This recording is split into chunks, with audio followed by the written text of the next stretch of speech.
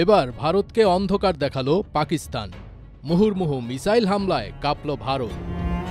ভারতের অন্তত ৪০ থেকে ৫০ জন সেনা সদস্য নিহত হয়েছে বলে দাবি করেছেন পাকিস্তানের তথ্য ও সম্প্রচার মন্ত্রী তারার।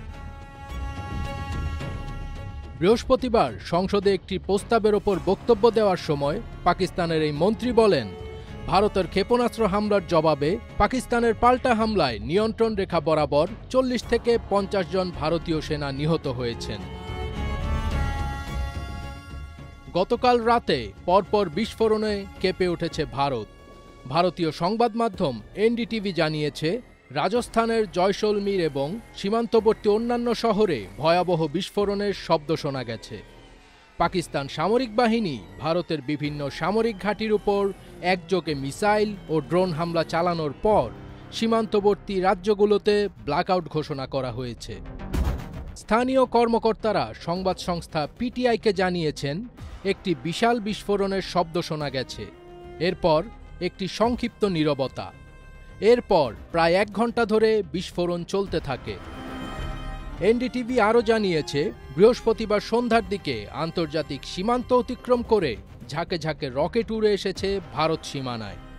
এ সময় পাঞ্জাব, রাজস্থান এবং জম্মু কাশ্মীরের শহরগুলিতে বিমান হামলার সাইরেন বেজে ওঠে এবং বেসামরিক ও সামরিক অবকাঠামো রক্ষার জন্য সম্পূর্ণ ব্ল্যাকআউটের নির্দেশ দেওয়া হয়।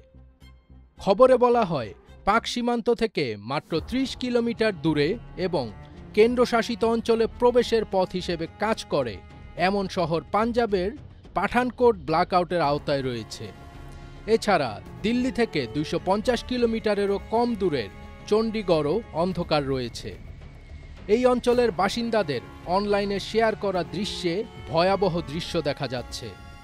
রাতের আকাশে পাকিস্তানি ক্ষেপণাস্ত্র ছড়িয়ে পড়েছে এবং ভারতীয় পাল্টা ব্যবস্থার আঘাতে বিস্ফোরিত হচ্ছে।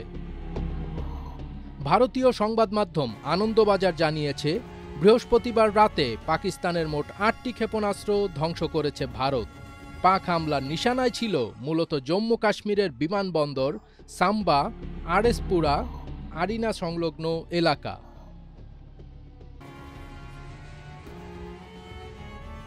ফজবির তাজ, এটিএন বাংলা।